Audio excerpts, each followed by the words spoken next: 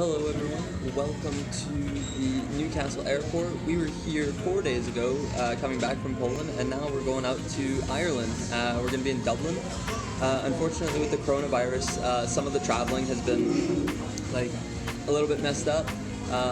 The US is putting in a bunch of sanctions, so we're monitoring it, keeping my hands clean while I'm navigating the airports, but in the meantime, my flight's taking off soon, so I'm going to finish this coffee.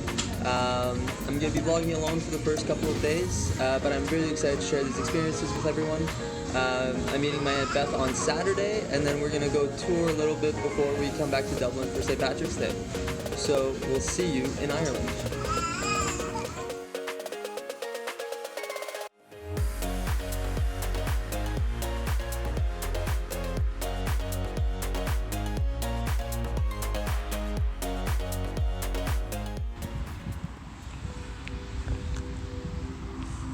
Good morning everyone, made it to Ireland. Yesterday was a torrential downpour, so I haven't really done too much shooting, but got a good night's sleep in my Airbnb, and now I'm on my way to find some breakfast before we head off to start the day today. So as you can see, it's a little cloudy, a little drizzly, but as long as it doesn't downpour on my head, I'm quite okay with that. Plans for today, we're going to Dublin Castle, St. Patrick's Cathedral, Temple Bar, and I shared a post on Facebook, super bummed, but the Guinness Storehouse is closed, which means my tickets will need to get refunded since I will not be going. So that's the plans for today, and we'll catch you back in City Centre after breakfast.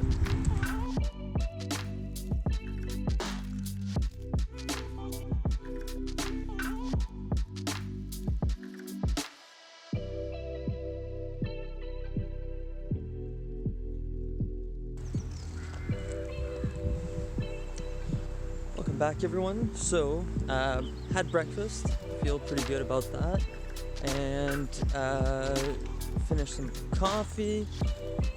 It's been a good walk. I've been walking for about 2 hours down this really nice park. It's called Phoenix Park. Unfortunately, everything in Dublin is now closed due to the coronavirus. The castles, the museums, Book of Kells, Guinness Storehouse, everything's closed. So I'm gonna attach some pictures of all the things I walked by that are now closed, and we're gonna figure that out from there. So a little bit backtrack due to the virus. I don't know if I've updated you guys, but 3 of my really good friends that came from America just got recalled back home. So they got their journey cut very short. This is it's huge. Not too sure what's going to be going on, but we'll keep you posted.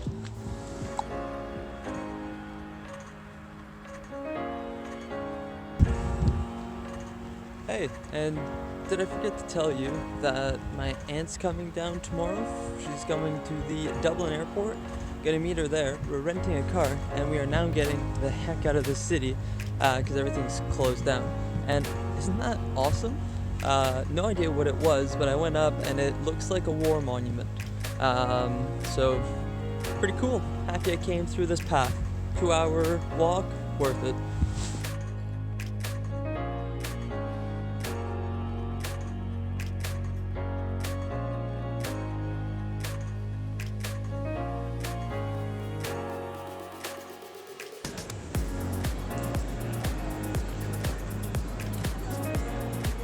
Hi. By the time Aunt Beth got to Ireland, COVID-19's impact on the country started to get crazier every single day. Every 12 hours there were different news updates, and for the first 2 days we kind of just decided to keep our head in the sand. And so after I kind of figured out that Dublin was going to be completely closed, we rented a car and left the city. And our new plan was that we're going to do the circumference of the Republic of Ireland. So we started off our journey on the highway towards Waterford. My Aunt Beth wanted to get some Waterford crystal as it's made on the island and it's really nice quality glasses. And by the time we got to Waterford, which was only about an hour and a half ride, we found out that it was closed. And not only was Dublin closing down, but a lot of different places in Ireland. So we continued our journey to Cork, which was probably the most beautiful city. For the city center, it was nice, compact. Everything was probably within 6 blocks from each other. But with our plans kind of shifting, instead of staying for 2 days in Cork, we went for just the single day. When we woke up the next morning, there was a pretty big news alert, which got us to take our heads out of the sand and start coming up with a game plan. So Sunday was pretty much our last fun day. We ended up going to Tipperary the next morning, which is kind of where our ancestors came from, and it was gorgeous. We went to the only Catholic church in the city center in Tipperary, which is a pretty small town if you didn't know. And it was pretty crazy because we stopped there as well as O'Brien pub, which was 200 years old. The church was very old too. So there's a good possibility that our ancestors were there at one point, and that was pretty special. We followed up by going to Limerick, which again was only about 40 minutes from Tipperary, and we stopped by the university since both my aunt and I wanted to see the university as we both had opportunities to perhaps work or study there. And it was a gorgeous campus, stunning for sure, right on the water, super nice.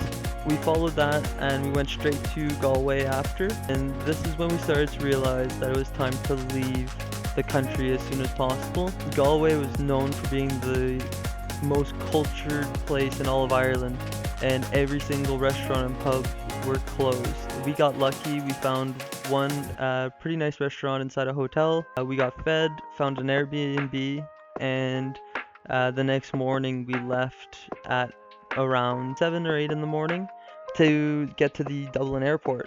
And that's when we tried to change our tickets, and we were lucky enough to be able to change to leave the following day, St. Patrick's Day.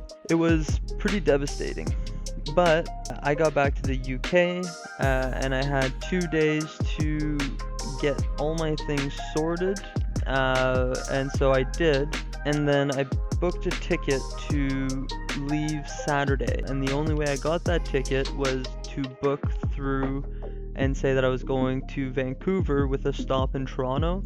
I could not get a direct flight to Toronto, and that's when my anxiety started to kind of go up a little bit after Justin Trudeau's announcement that it was time for all Canadians abroad to come home, and the flights not being able to get on them or booking them, Air Canada's website crashing constantly. It was a bit of a stressful time to say the least, but good news, I was able to book my train ticket for Friday, and there was also uncertainty in the UK as to whether or not I'd be able to actually get on a train. They started canceling things, but I was fortunate enough to be able to leave Friday morning. I went straight to the airport. I changed my ticket at the airport at Air Canada ticket desk to leave that night at 6 p.m. and I was home in my house by 10 a.m. Saturday morning, and I guess that leads us to here.